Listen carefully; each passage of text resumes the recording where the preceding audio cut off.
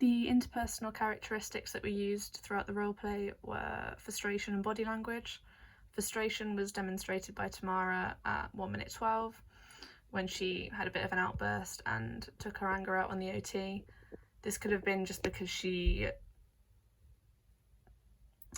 was fed up of the position she was in and had sort of given up on any other options, really. And she displayed very closed off body language throughout the whole of the role play, really. She didn't want to engage with the OT at all. Interpersonal events were resistance and expression of strong emotion.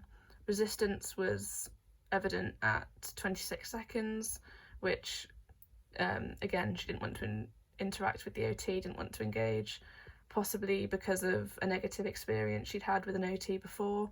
So maybe she didn't want to put herself in that vulnerable position when it hadn't ended very successfully previously.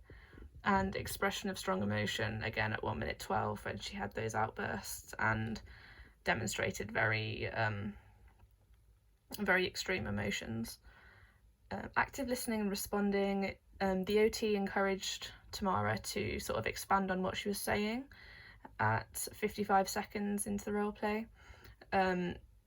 This was beneficial because it sort of encouraged Tamara to share more information than maybe she would have if the OT hadn't have been so encouraging towards her.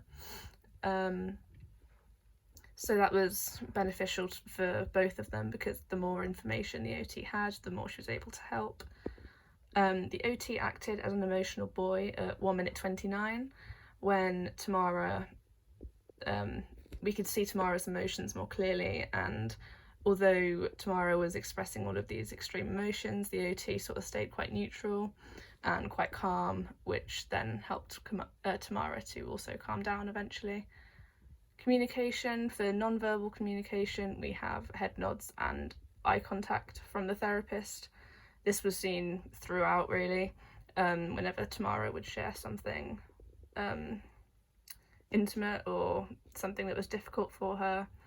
And verbal communication was the OT's tone and volume of voice, which I sort of mentioned stayed quite neutral and calm, opposed to Tamara's outbursts. This would have been helpful because it stops the situation from escalating further. And therapeutic modes, empathy at 1 minute 29, which the OT was very empathetic towards Tamara, really, and helped her sort of feel heard and feel listened to, which would make her feel more comfortable.